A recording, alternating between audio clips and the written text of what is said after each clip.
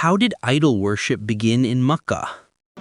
لبيك يحدون الأمل الحمد لك وشكر لك وكلنا نخضع لك لبيك اللهم هبل لبيك يحدون الأمل لبيك اللهم هبل.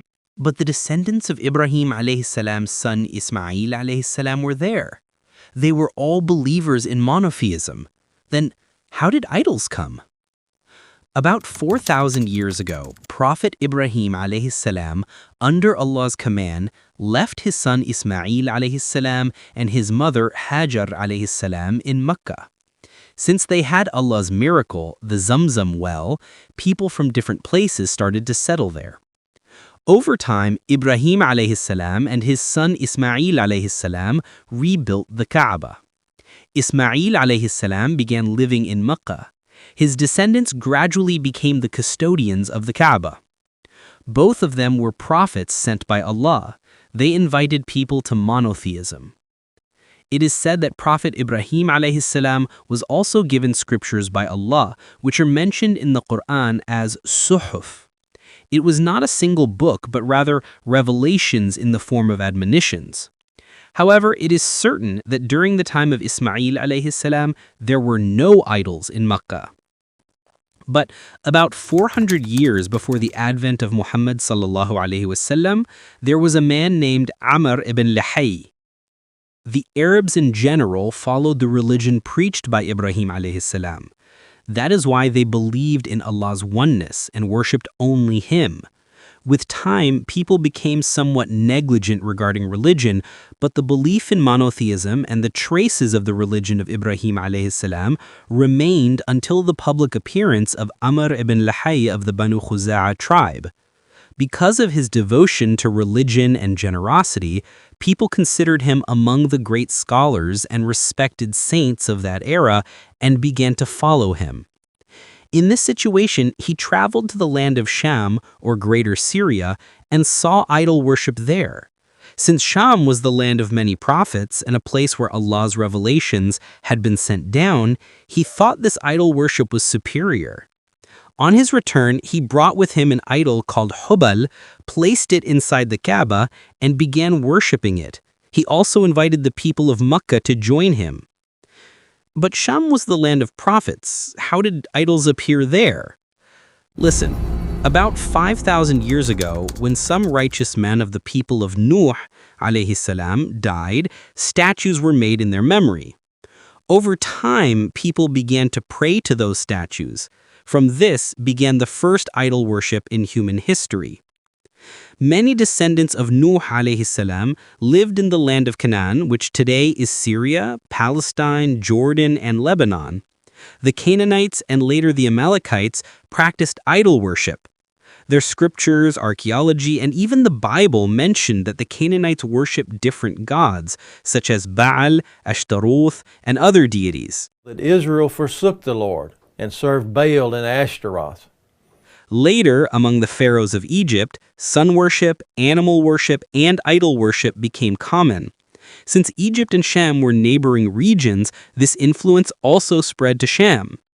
Then, after Alexander the Great conquered Sham, Greek idol worship also spread there.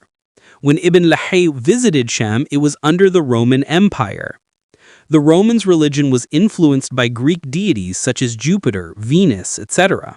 So at that time in Sham, worshipping multiple gods, setting up idols, and offering sacrifices were very common practices. Ibn Luhayy was impressed by these and brought the idol Hubal to Mecca. The people of Mecca followed him in worshipping Hubal. Soon the people of Hijaz also followed their footsteps, since they too were once custodians of the Kaaba and residents of the Haram. In this way, the Arabs became involved in the detestable sin of idol worship. Hubal was made of red agate in the form of a human figure. One of its hands was broken, so the Quraysh repaired it by covering it with gold. This was the greatest and most honored idol among the polytheists. There were also other idols such as Allat, Uzza, and Manat. These were considered among the great deities of the people of Mecca. It is said that a jinn was loyal to Amr ibn Luhayy. That jinn told him that the idols of the people of Nuh alayhi salam, Wad, Suwa', Ya'uq, and Nasr, were buried in the land of Jeddah. Upon hearing this, Ibn Luhayy went to Jeddah, dug them out, and brought them to Tahama. During the next Hajj season, he distributed these idols to different tribes. Thus, idols gradually came under the possession of tribes. They built shrines over them and honored them like the Kaaba. They even covered them with cloth. Just as they sent sacrificial animals to the Kaaba, they also sent offerings to these idols. Though they knew the superiority of the Kaaba, they still treated idols with similar reverence. The tribes traveling along those routes would also construct similar idols for their own homes. In this way, idols spread across the Arabian Peninsula until they eventually found their way into every household.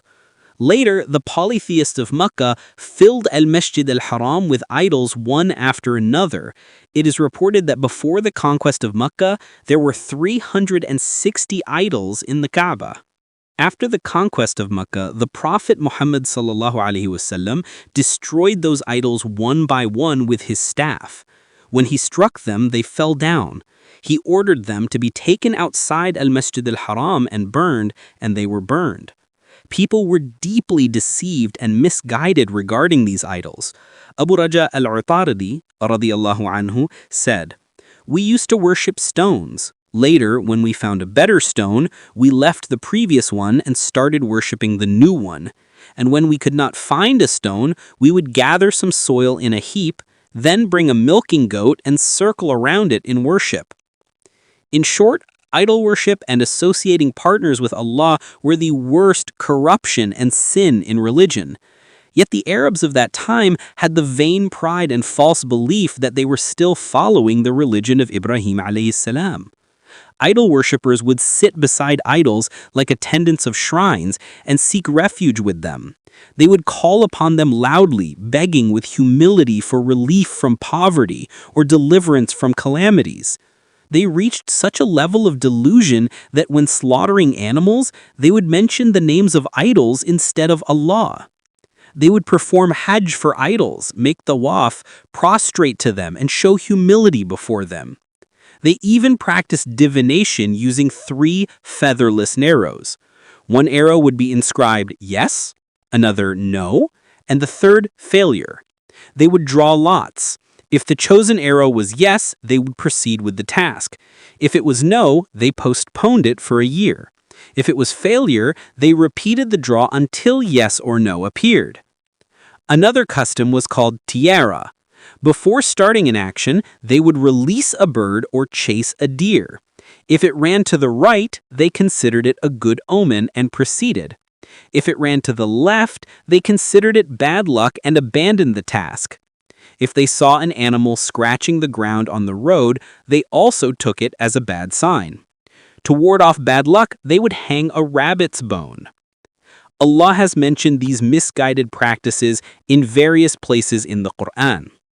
In a hadith narrated in Bukhari and Muslim, the Prophet ﷺ said, "I saw Amr ibn Luhayy dragging his intestines in hellfire, for he was the first to change the religion of Ibrahim alayhi salam and introduce the offering of animals to idols."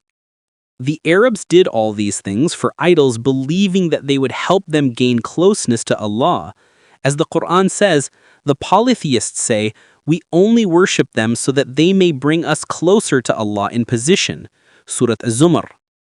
It is also said, "And they worship besides Allah things that cannot neither harm them nor benefit them, and they say, these are our intercessors with Allah." Surah Yunus. Subscribe.